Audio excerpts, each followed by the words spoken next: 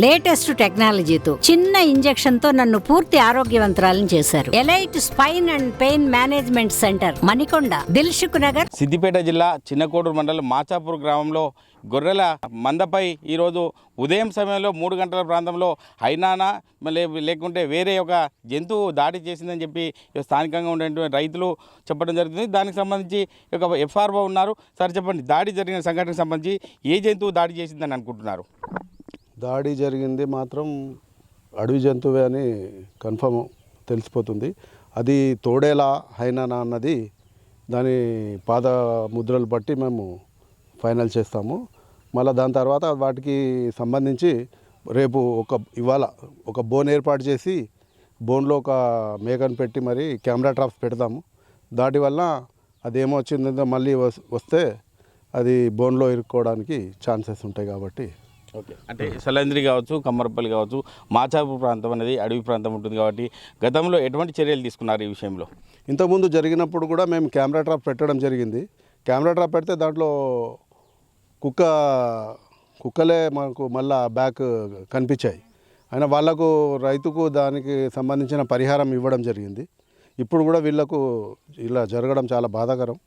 వీళ్ళకు కూడా దానికి తగిన పరిహారం గవర్నమెంట్ ద్వారా ఇప్పిస్తామని ఈ సందర్భంగా మీకు తెలియజేస్తున్నాను. ఓకే, అదేవిధంగా గొర్రెల పెంపకందారుడు యాదగిరి ఉంటారు.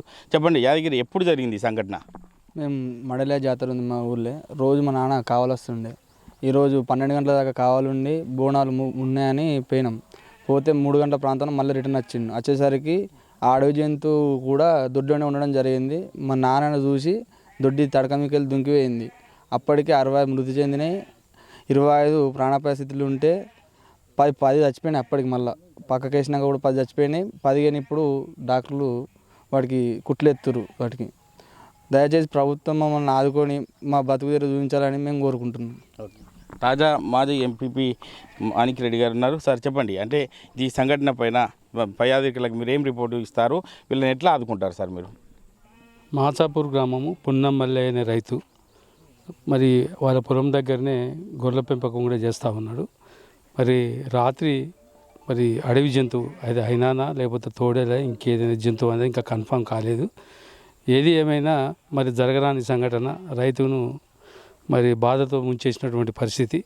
తప్పకుండా గతంలో కూడా మనము మలయాళ గ్రామంలో పిడుగుపడ్డటువంటి అప్పుడు 120-130 గొర్రెలు చనిపోతే అప్పటి ప్రభుత్వం హరీష్ రావు గారి దృష్టికి తీసుకుపోతే వారు నష్టపరిహారం అప్పుడు ఇప్పించడం జరిగింది.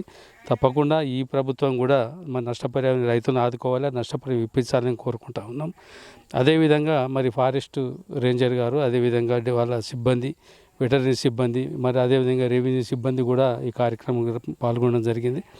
తప్పకుండా నివేదిక కలెక్టర్ గారికి పంపడం, కలెక్టర్ గారి ద్వారా ప్రభుత్వానికి పంపి తప్పకుండా ఆ కుటుంబాన్ని ఆదుకునే విధంగా తప్పకుండా మేము ప్రయత్నం చేస్తాం. హరీష్ రావు వారి దృష్టికి కూడా తీసుకుపోయి మరి వారికి కూడా ఏదైనా ఆర్థిక సాయం చేసే విధంగా కూడా తప్పకుండా ప్రయత్నం చేస్తామని ఈ సందర్భంగా తెలియజేస్తాను.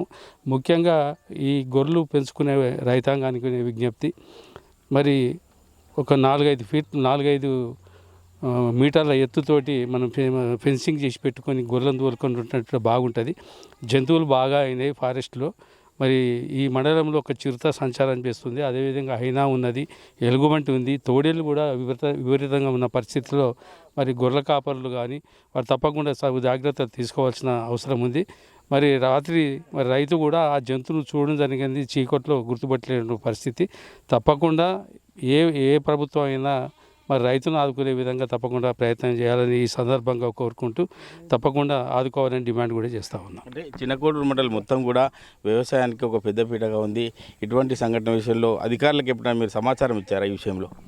అంటే గతంలో ఇటువంటి సంఘటనలు తక్కువ జరిగినాయి. మనకు పిడుగుపాటుతోటి చనిపోవడం అవి బాగా జరిగినాయి. కానీ మరి ఇటువంటి సంఘటన గతంలో ఇక్కడ ఈ మధ్యనే మెట్టుపల్లి కాడ మరి హైనా అటాక్ చేయడం కూడా జరిగింది. హైనా కూడా ఉన్నట్టు సమాచారం ఉంది.